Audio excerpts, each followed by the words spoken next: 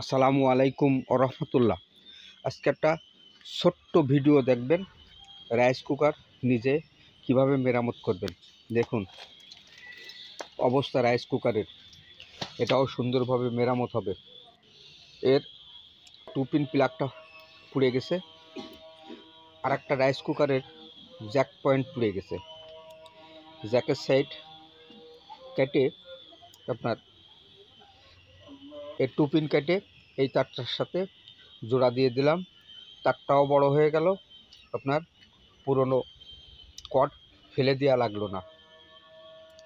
আপনারা যে রাইস কুকারের জ্যাকের সাইড পুড়ে যায়, টুপিনের সাইড ভালো থাকে, সেই তারগুলো ফেলে দেবেন না।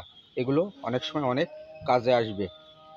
কেটলিতেও অনেক সময় লাগানো যায়, ওই জ্যাকের মাথা কেটে কেটলিতে লাগানো যায়। দেখেন এই যে জ্যাকের মাথা পুড়ে গেছে।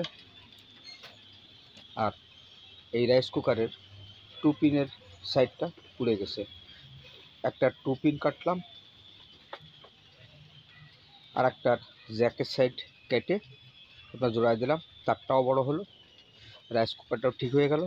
দেখুন এই কাজটা টেকনিশিয়ানের কাছে নিয়ে গেলে বেশ কিছু পয়সা খরচ হতো, আপনি নিজেই সুন্দরভাবে লাগাতে পারলেন। প্রথমে তার জোড়া দেবেন, একটা স্লিপস পাওয়া যায় যেটা হিট প্রুফ টিউব, তারটা জোড়া দিয়ে এটা বড়ায় দিয়ে আপনারা হিট দিয়ে এটাকে প্রথম ইনসুলেশন করবেন। তারপরে তার উপর থেকে আবার টেপ মেরে দেবেন। এই যে রাইস কুকার কমপ্লিট। এটা হচ্ছে হিট প্রুফ টিউব, এটা দিয়ে আপনি তামার তারের কয়েল কাটলে সেখানে ইনসুলেশন করতে পারবেন। এটা পরিয়ে দিয়ে একটু গ্যাস লাইট দিয়ে হিট দিলে পারে আপনার এটা ফুল সিল হয়ে যাবে। এর উপর থেকে প্রয়োজন হলে আপনি আবার টেপ মারতে পারবেন। আশা করি আপনারা সাহস করে যদি কোনো কাজ ধরেন তাহলে হয়তোবা আপনারা পারবেন।